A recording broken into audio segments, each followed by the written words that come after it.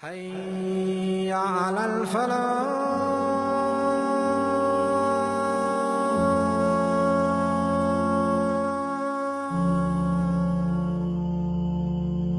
And verily we sent revelation and we revealed to the mother of Musa, give the milk and suckle your boy. Give him as much milk as he wants. And if and when you become afraid for his safety, then put him in the river. And don't fret, and don't be afraid. Verily we're going to return him back to you, and we're going to make him from those who are messengers. So when she put the child in the river, some of the members of the household of Fir'aun, they picked the child up out of the river. And they did that so that Musa would become an enemy to them and a cause of their sorrow and animosity. Verily Fir'aun and his chief minister Haman, as well as their soldiers, all of them were evildoers, all of them were wrongdoers. The wife of Fir'aun, when the baby was brought to her, she said, this child is going to be a cooler of our eyes, cooler of my eye and a cooler of your eye, ya Fir'aun. It may be that he's going to benefit us, or we can take him as a son. And they didn't realize what they were doing. That the heart of the mother of Musa alayhi salam became empty. When she came to realize that Musa is in the hands of Fir'aun, she was about to simply go and knock on the door of Fir'aun and says, I want my child back. Right? So Musa alayhi salam is not brought up in his mother's home. His stepfather is Fir'aun, and his stepmother is Asiyah. Being brought up in the home of Fir'aun, of a man who proclaimed himself to be God. Long ago there lived a great woman. The Prophet Muhammad sallallahu alaihi wasallam, he mentioned in a hadith where he said, the best women in the world were four. And from them was the wife of Pharaoh, Asiyah Bint Al-Muzahim. She lived in the time of Musa, the time of Moses, in the time of the pharaohs. Asiyah Bint Al-Muzahim lived in a bad time. She lived in a very difficult time. She lived in a house filled with sins, kufr and shirk. Her husband was who? Her husband was Fir'aun, the one who used to say, I am your Lord the Most High. He used to gather the children of Israel and say to them, do I not own the kingdom of Egypt? And these rivers that flow below me, do you not see? This was the husband of Asiyah, one of the four greatest women to set foot in this world.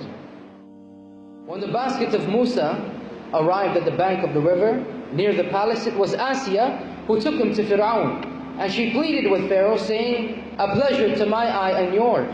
Which he replied, La. No, a comfort and a pleasure for your eye only, as for me, no. Me, never. Asiyah, she pleaded with Pharaoh when she brought Musa, and she said, perhaps he may benefit us, or we could take him as a son. And then Allah says, and they didn't feel anything. Meaning they had no idea of what was to come of Musa becoming a prophet in the future.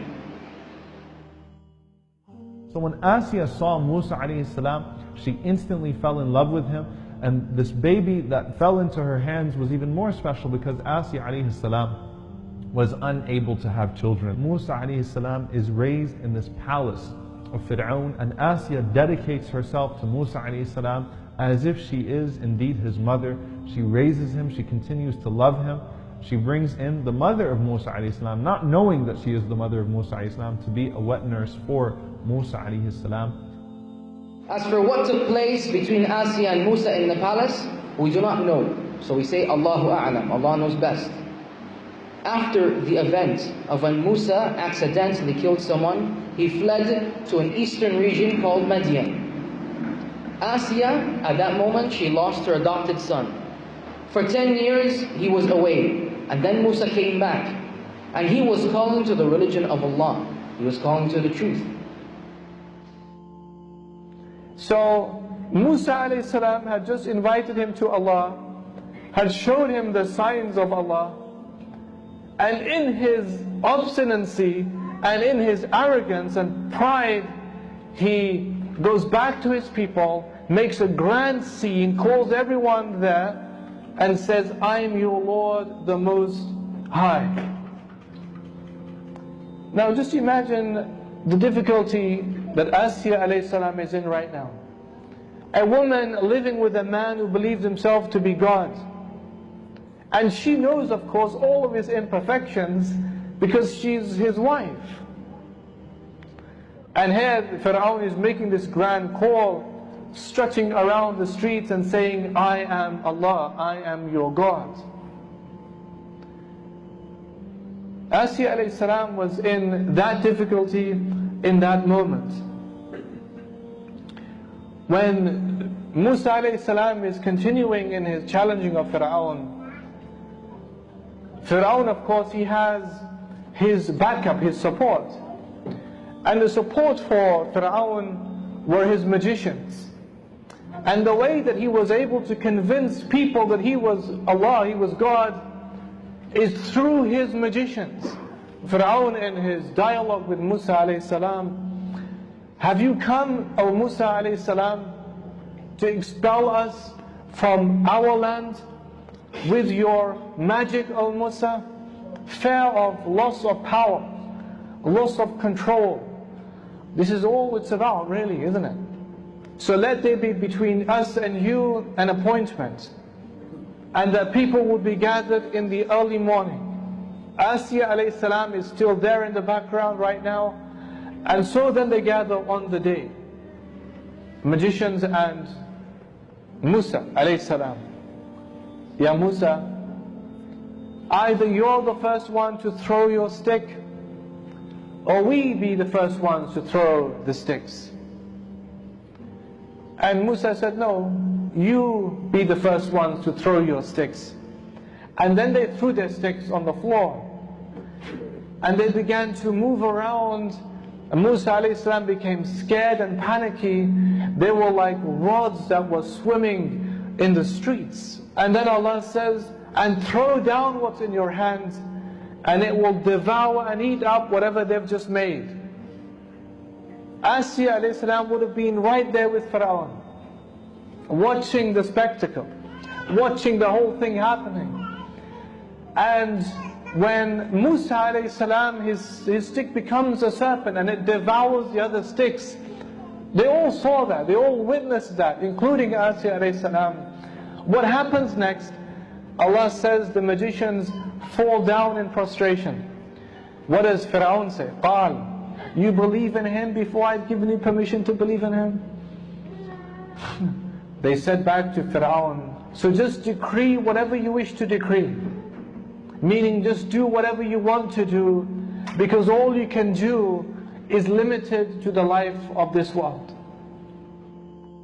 Asiyah immediately believed in the message that was given to Musa alayhi salam. She immediately believed in Tawheed, and she started to practice the religion of Musa alayhi salam on a personal level without Fir'aun recognizing that she was amongst the monotheists and she was amongst those that were following the message of Musa alayhi salam. Why? What sense of betrayal would he feel if he saw his own wife accepted that message of Musa alayhi salam? As time goes on, however, there is an incident that would lead to Asiyah coming out and exposing her Islam.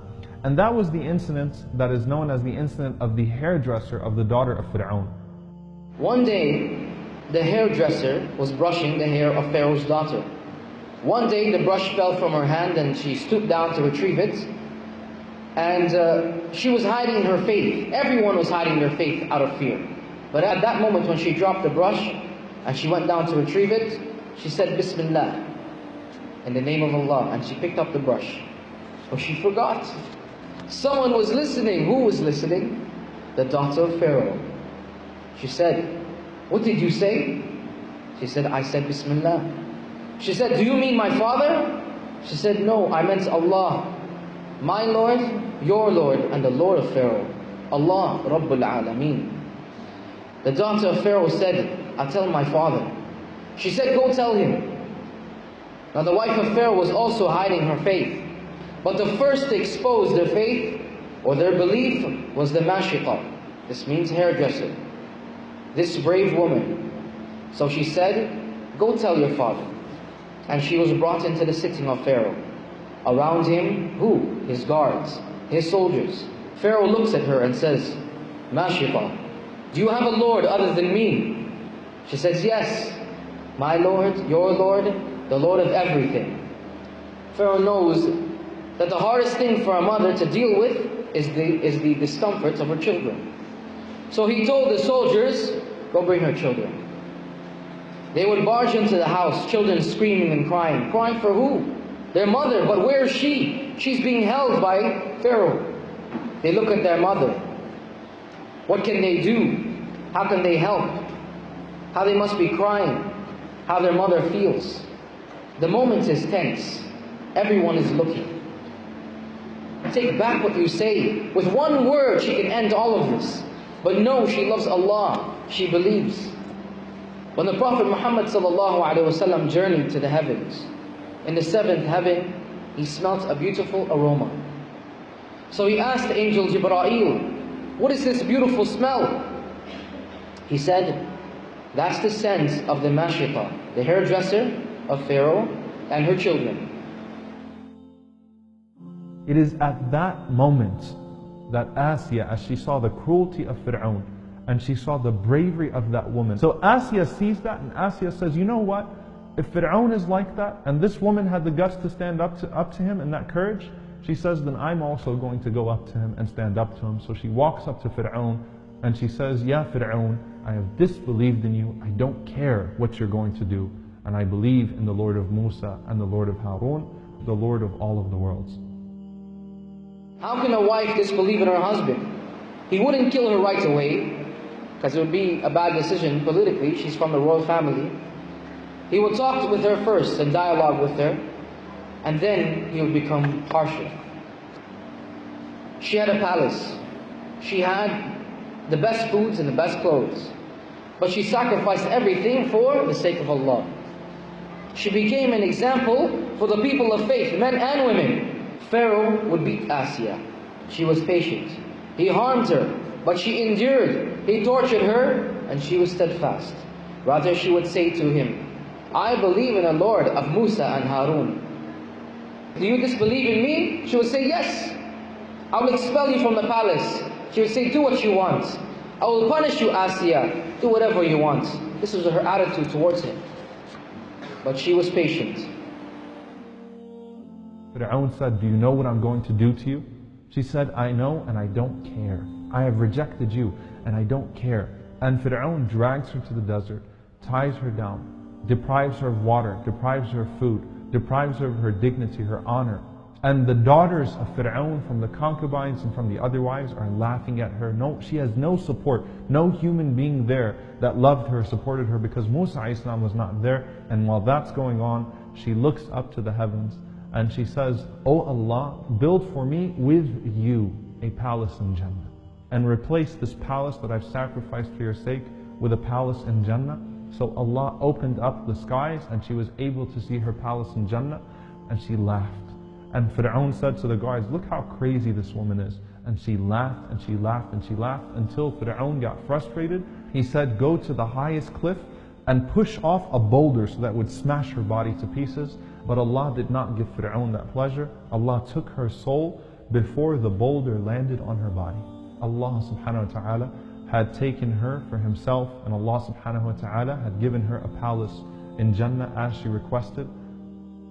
She was a woman, all of the things that you would imagine every woman to ever want. All of the niceties of everything, the clothing and the shoes and the handbags and all of that stuff. Asiyah alayhi salam had all of that and more. So what is it that she had to give up then? We sometimes cannot even give up the small things in our life, and we are all expecting heaven. Asiyah alayhi salam, that Allah made as an example until the Day of Judgment for all those who believe, gave up everything for Allah. Just a few points about Asiyah in conclusion then. Point number one, Asiyah alayhi salam was a woman who had insight, perception, is having an illuminated heart. And that heart can see the apparent of things and the hidden of things. And Allah gave that as a gift to Asiyah. She could see the deception of Fir'aun. Number two, Asiyah did not allow herself to be defined by her circumstances. Asiyah was living in a home of someone who believed himself to be God. And she believed in Allah, and she was devout and pious and obedient. She could do it, that means you could do it. Asiyah, point number three, had resolve. And in that resolve and bravery and tenacity and spirit, she was close to Allah. Know Allah, be close to Allah, and Allah will know you, Allah will keep you. And you will find Allah in front of you. Point number four, Asiyah chose akhirah over dunya. Even though she had the trappings of this life and the best of everything material, that was not enough to keep her where she was. So all the things, the industries, the manufactured women and the men and the clothing and all the gimmicks they give us, and living in a world of consumption and consumerism, we just chase the world. Asiyah alayhi salam had to break the status quo. And she realized, no, the truth of the matter is that happiness is in the next life.